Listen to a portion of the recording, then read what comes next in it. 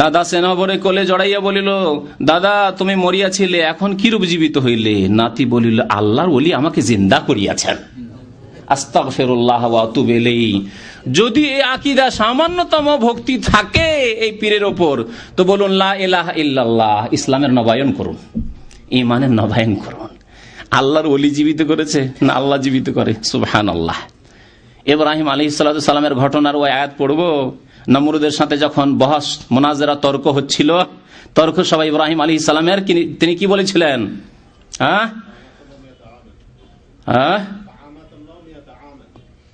আল্লাহ পাক রব্বুল আলামিন সে বলেছে, আনা ওহি অমিত, আমি জীবিত করি। আমার রব, ইব্রাহিম আলাইহিস সালাম আমার রব, তিনি জীবনের মালিক আর মরণের মালিক। তখন সে বলে, আমি তো তাই করি। আনা ওহি অমিত নমরুদ বলেছিল। তখন ইব্রাহিম ইন্নাল্লাহ ইয়াতি বিশ-শামসি মিনাল মাশরিকি ফাতি বিহা মিনাল মাগরিব। আরেকটি ঘটনা আসছে, সূর্যকে ডুবিয়ে দেওয়ার ঘটনা। তখন এই আয়াত আরো বেশি ফিট হবে। ইন্নাল্লাহ ইয়াতি বিশ-শামসি মিনাল মাশরিক ফাতি বিহা মিনাল মাগরিব। আল্লাহ পূর্ব দিক থেকে সূর্য উঠান, তুমি পশ্চিম দিক থেকে উঠিয়ে দেখাও তো দেখি। নমরুদ, তুমি যখন খোদা, তুমি যখন মৃতকে জীবিত করতে পারো, আর যে জীবিতকে তুমি মেরে দিতে পারো, আনা ওহি অমিত বলছো, অর্থাৎ একটা লোকে জবাই করে দিলাম। ওর যুক্তি কি ছিল জানেন? একটা লোকে নিয়ে এসে জাল্লাদকে বললাম জবাই করে দাও, যখন জীবিতকে মেরে দিলাম। আর একটা লোকের মারা ফাঁসির অর্ডার হয়ে গেছিল, একেবারে ফাঁসির মঞ্চে গিয়ে বলে, স্টপ, থেমে যাও, এদের জীবিত করে দিলাম। আনা ওহি অমিত।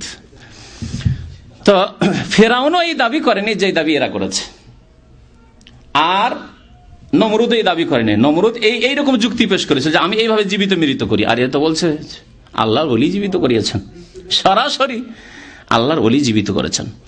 এই ঘটনা প্রকাশ হওয়ার পরে খাঁটি মুসলমান বাদশাহর কাছে এই খবর পৌঁছানো হইল। বাদশাহ কুতুব সাহেবকে দরবারে হাজির করিয়া জিজ্ঞাসা করিয়া, হুজুর আপনি কি বলিয়া বৃদ্ধের নাতিকে জিন্দা করিয়েছেন?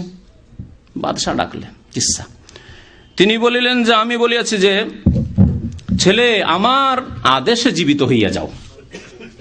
কি বলেছে এই কুতুব মানে বুঝেন? কুতুব মানে আমি একদিন বলেছি যে জাতা, আমাদের দেশে জাতা চাকি থাকে না, জাতা বলেন না চাকি বলেন, হ্যাঁ গ্রামাঞ্চলের ভাষায় জাতা চাকি।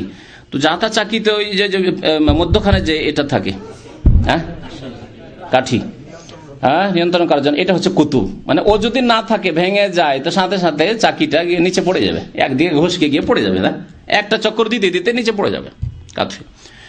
তো কুতুব মানে এমন আল্লাহর ওলি, আল্লাহর পীর, যে পৃথিবীকে ধরে রয়েছে কুতুব। না হলে এই কুতুব যদি না থাকে, পৃথিবীর সাথে সাথে ধ্বংস হয়ে পড়ে যাবে, কিয়ামত হয়ে যাবে।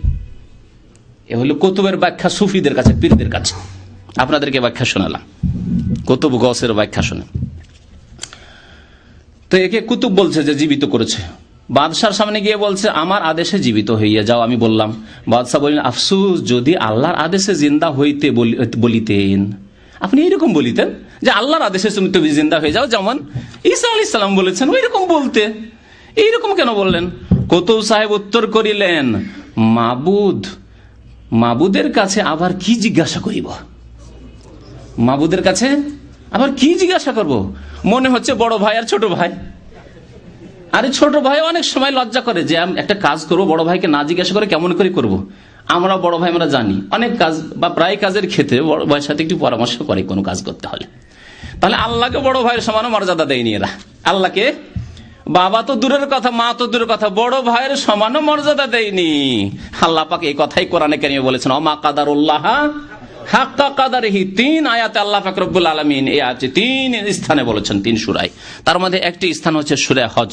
আল্লাহ পাক বলছেন ওমা কাদারুল্লাহ হাক্কা কাদারি, সূরা হজ আয়াত নম্বর 74। তারা যেমন আল্লাহর মর্যাদা দেওয়া উচিত ছিল, যথাযোগ্য আল্লাহর মর্যাদা দিতে জানলো না, শিরক কুফরি করে আল্লাহর সাথে তারা বড়ই গুস্তাখি বেয়াদবি করলো। আর এরা বলে আল্লাহর প্রেমী আমরা। এত বড় বেয়াদবি আল্লাহর সাথে, আর এরাই আল্লাহর প্রেমী। শোনেন, মাবুদের কাছে আবার কি জিজ্ঞাসা করিব, তাহার আন্দাজ নাই। ইন্না লিল্লাহি ওয়া ইন্না ইলাইহি রাজিউন। এই কথাটি ছোট ভাই বড় ভাইকে বলবে না, বলবে আমাকে তো কোনদিন বলেনি, আপনার হুঁশ নেই, আন্দাজ নেই, কাজ করে ফেলেছেন, বলেছে কোনদিন, আমি তো জানি না। যদি বেশি ঝগড়া না হয় তাহলে কোনদিন এরকম বড় ভাইকেও বলবে না কেউ। আজকালকার ফাসিকি যুগে, পাপের যুগেও। আর আল্লাহকে বলছে তাহার আন্দাজ নাই। এই বৃদ্ধার একটি মাত্র পুত্র ছিল, তাহাও নিয়েছে। বাকি ছিল এই নাতিটি, যে গাভী পালন করিয়া কোনরূপ জিন্দেগি গুজারান করিত, এখন এটিও নিয়ে গেল। তাই আমি আল্লাহ পাকের দরবার থেকে জোরপূর্বক রূহ নিয়ে আসিয়াছি। আল্লাহ পাকে আবার পড়ছি এই কথাটি, শোনেন। তাই আমি, কুতুব কি করছে দেখেন, তাই আমি আল্লাহ পাকের দরবার থেকে জোরপূর্বক রূহ নিয়ে আসিয়াছি। আল্লাহর কাছ থেকে জোরপূর্বক নিয়ে এসেছি। কোন স্ত্রীও স্বামীর সাথে এরকম করে না। স্বামী স্ত্রী রাত দিন একসাথে থাকে আর জোরপূর্বক হাত থেকে কেড়ে নিয়ে চলে যাবে, হাতে আপনার চা আছে কেড়ে নিয়ে চলে যাবে, দাও, হে কাজ করবে না। হাইত আল্লাহু আকবার, এতটুকু মর্যাদা আল্লাহকে দিল। আমা কাদারুল্লাহ হাক্কা কাদরিহি। কারা? আফসোস যদি বেরলবিরা বলতো, কাদিয়ানি বলতো, তো যাক বলতাম, রাফেজি বলতো, যদি বলতো ইসমাইলি, বাতিনি, আগা খানি, বোহরা, তারা বলতো, তো বলতাম যাক, তাদের ধর্ম তো স্পষ্ট বাতিল, মুসলিম বিশ্বের লোকেরা জানে। সুবহানাল্লাহ, এদেরকে জানে না কেউ। ডুবে ডুবে এরা শিরক কুফরি করে, আর কিতাবে লুকায়িত আছে, জনসাধারণ জানে না। কতই যে গাফেল হয়ে আছে জনসাধারণ। তারপরে শোনেন না মজার কথা, দেশকে অন্ধকার করে দিয়েছে বাদশাহ রেগে। বাদশাহ বলিলেন, আপনি শরীয়ত মানেন কিনা? বাদশাহ দেখেন, বাদশাহ মুসলমান, মাশাআল্লাহ। আপনি শরীয়ত মানেন না, ইসলাম মানেন না? তিনি বলেন, নিশ্চয় শরীয়ত না মানিলে ভীষণ কিয়ামতের দিনে হুজুর সাল্লাল্লাহু আলাইহি ওয়াসাল্লামের শাফাত কিছুতেই পাওয়া যাবে না। এতটুকু বিশ্বাস আছে যে ইসলাম না মানলে কিন্তু আমল নেই। বিশ্বাস আছে কিন্তু আমল নেই, অন্তরে বিশ্বাস নেই, বলে দিয়েছে হয়তো। আর ও অন্তরে বিশ্বাসের মতো বিশ্বাস, আমাদের মতো বিশ্বাস থাকলে আমল হইতো।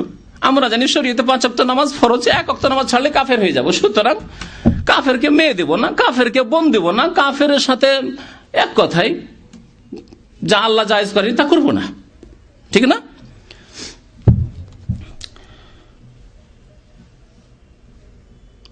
শরীয়ত না মানলে শাফাত পাইব না। আমি শরীয়ত সম্পূর্ণভাবে মানি, মেনেও বলি কুম্বে ইজনি, তাই না? আল্লাহর আন্দাজ নেই, এটা শরীয়ত না। আল্লাহর কাছ থেকে জোরপূর্বক নিয়ে নিলাম, আল্লাহ অসহায় হয়ে গেলেন। সুবহানাল্লাহ। সূরা জিনে এই মর্মে বেশ কিছু আয়াত রয়েছে। হ্যাঁ, ওয়া আন্না কি আছে, হাফেজ সাহেবরা পড়েন, আল্লাহ নুজিজাল্লাহ ফিল আরদ, লা নুজিজাল্লাহ ফিল আরদ, পৃথিবীতে আল্লাহকে কেউ পরাজিত করতে পারবে না। লা নুজিজাল্লাহ ফিল আরদ। আর এই জিনদের আকীদা, জিনেরা বলছে যে সারা পৃথিবীর জিন যদি আমরা এক হয়ে যাই, তবু আল্লাহকে সামান্য বাঁকা করতে পারবো না, সামান্য আল্লাহকে ঝুঁকাতে পারবো না।